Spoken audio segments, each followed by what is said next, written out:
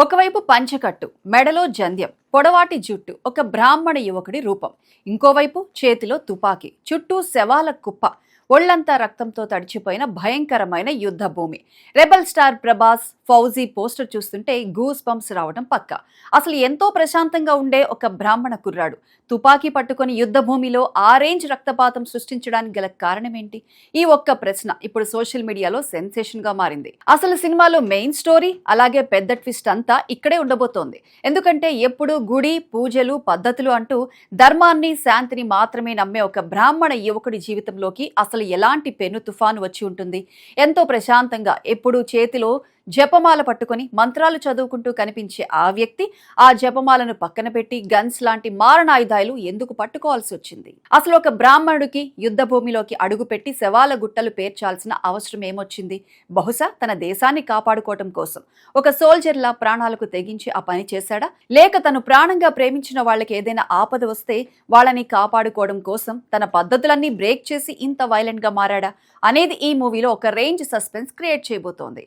ఒక peaceful character నుంచి విలన్లను వణికించే range లో ఆ మాస్ ట్రాన్స్ఫర్మేషన్ ఏ రేంజ్ లో ఉండబోతుందో ఊహించుకుంటేనే గూస్ బంప్స్ వస్తున్నాయి. డైరెక్టర్ హను రాఘవపూడి ఎగ్జాక్ట్ గా ఇదే పాయింట్ ను బేస్ చేసుకుని ఎమోషన్ ని యాక్షన్ కి కనెక్ట్ చేస్తూ ప్రేక్షకుల్ని థియేటర్ లో సీట్ ఎడ్జ్ మీద కూర్చోబెట్టబోతున్నారు అనేది చూడాలి.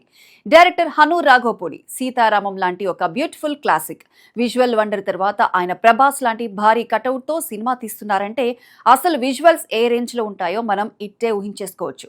ఆయన మార్క్ స్టైల్లో ప్రతి ఫ్రేమ్ ఒక పెయింటింగ్ లా చాలా కలర్ఫుల్ గా, పోయటిక్ గా ఉండబోతోంది. సాధారణంగా మనం ప్యూర్ యాక్షన్ సినిమాలు చూస్తుంటాం లేదా లవ్ సిరీస్ చూస్తుంటాం. కానీ ఒక పాన్ ఇండియా స్టార్ తో అద్భుతమైన లవ్ స్టోరీని యాక్షన్ బ్యాక్ డ్రాప్ లో పాన్ ఇండియా లెవెల్లో తెరకెక్కిస్తే అసలు బాక్స్ ఆఫీస్ దగ్గర రిజల్ట్ ఎలా పగిలిపోతుందో, కలెక్షన్ సునామీ ఎలా వస్తుందో ఈ సినిమా మనకు చూపించబోతోంది.